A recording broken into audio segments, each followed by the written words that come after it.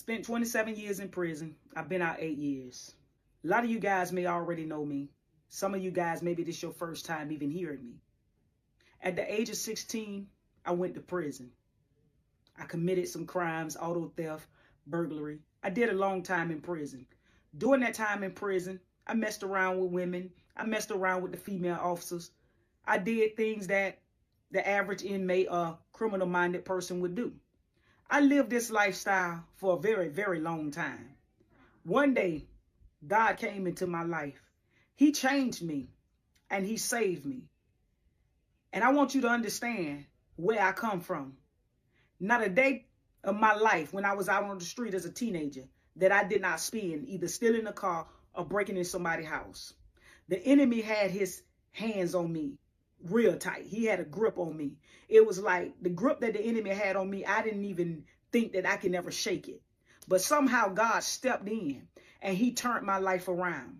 So when I come on and I say did 27 years in prison, been out 8 years, that's a testimony. Because when I first got sentenced at the age of 16, they sentenced me 25 years. I was facing 40 years to life. I never unalived anybody, just simply stealing cars and breaking into houses. Well, when they sentenced me to that 25 years, I did 20 years of 25. I got out. I wasn't even out a good 5 or 6 months. I was back in prison facing a 7-year sentence because I went back to doing the same things. When I got out, I did not have the support that I needed. I was a grown woman, so nobody really had to do anything for me. But what you got to understand is that if I went in at the age of 16, then I came out with the same 16-year-old mindset. I didn't know life. I didn't know which way to go. And I didn't have any guidance. Someone saying, this is the way to go. This is how you do this. So I gravitated back toward what was familiar to me. I started back stealing, breaking in cars, robbing. That didn't last long because of the call that God had for me. The Bible says he chastening those he loves, and scourges every son whom he receives. Before you know it, I was rescued again. Now, some may say, why is she saying rescued? She was arrested. But to me, I was rescued. God rescued me. I don't look at it as me being arrested. So God rescued me again, and I was taken back to prison. And this time I was sentenced 7 years in the prison system. Well, I went in this time with a made up mind. I told God, if you see me out of this, if you help me, if you change me, I'll serve you. When I went in this time, I didn't mess with women. I didn't do all the crazy stuff I did the first time on the 25-year sentence. I didn't mess with the officers. I went to church. I did what I was supposed to do. I spent every year, every 7 years, 7 years of completion, walking in the word of God. His word being a lamp to my feet and a light to my path. After the 7 years, I got a break. Well, just about when it was time for me to go home, my best friend, Jennifer, Jen Gomez, the other TikTok influencer that you guys may know as well. Well, her mom came to see Jen graduate because Jen is my best friend. And while she was seeing her daughter graduate and they're, giving accolades for her, she laid eyes on me. And God happened to put a soft spot in her heart for me. She began to inquire about me. Jen introduced me to her mom. Her mom then asked me, hey, where are you going when you leave? I had no idea where I was going. I had no idea what I was going to do. But we all have a pride. So I wanted to act like I kind of had things together. So I shot a few words out there that sounded a little good, but maybe it didn't make sense to her.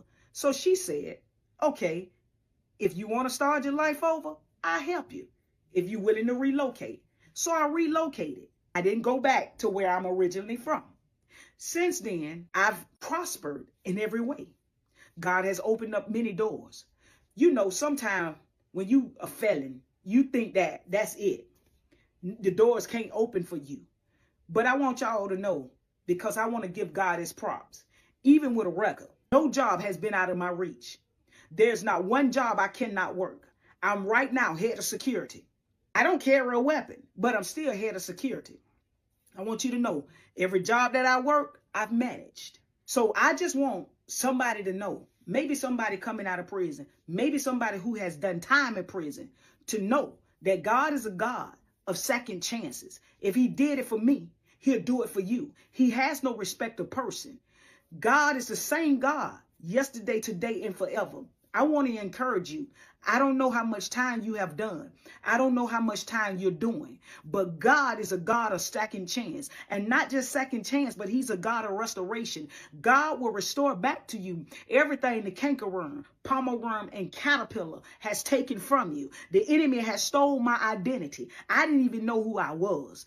I was a little girl pretending to be a little boy. I was a little girl thinking that I was a man, or I thought like a man. I carried myself as a little boy. I wore boy clothes. I did all this stuff. But when God came into my life, he saw value in me. He saw value in me that the world didn't see. He saw value in me that the judge did not see. And he stepped in and he changed my life. So when I come on here and I share with you my experiences, it's just to lay down a foundation of where I came from. Because in order for you to understand where God has me now, you got to understand where he brought me from. I came from the murk and miry clay. God took my feet out of the murk and miry clay and placed it on a rock to stand. I have not gone back. I've been walking this walk and I've been leaning on Jesus.